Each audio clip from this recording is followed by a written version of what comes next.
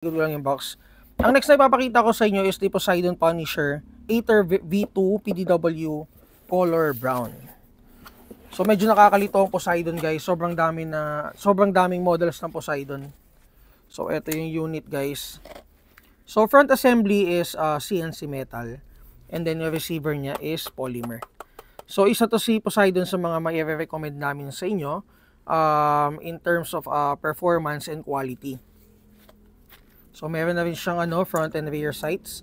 So fully adjustable sights 'yan. And then for the front assembly, naka-loudiner na siya. And yung length pala or yung haba ng front assembly niya is around 9 inches. Naka-M-lock handguard na siya. And then for the receiver, yung receiver niya is polymer with Poseidon markings. Grip is polymer din.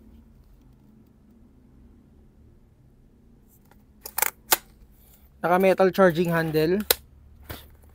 So may tawag dito sa charging handle na ganito eh. So Batwing style charging handle. Sobrang laki guys. And then naka-rotary type chamber siya. Ayan, half chamber. Fully adjustable. Hindi lang working yung bolt release niya. And then, ayun, nasabit ko na lahat. Built-in Aether V2 MOSFET.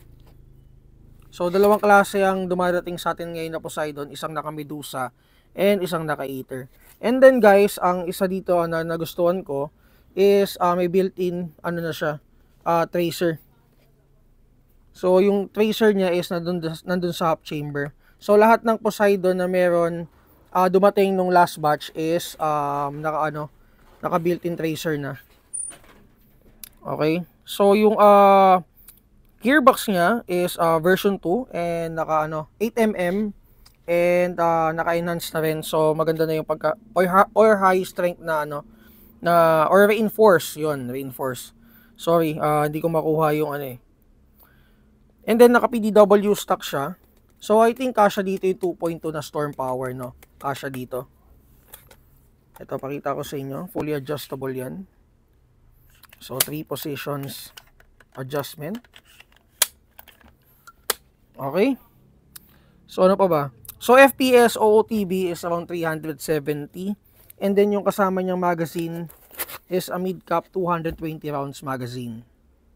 So mas malaki siya sa Lonex. And then ano pa ba? So yun lang. And dalawang kulay ang meron na tayo nito. Color black and itong DE. So kung may mga tanong kayo guys regarding Poseidon units, mag-PM lang kayo sa page natin. And guys, makikita nyo siya under the EEG folder natin sa Google Drive. So again, Poseidon Punisher plus Aether PDW color tan.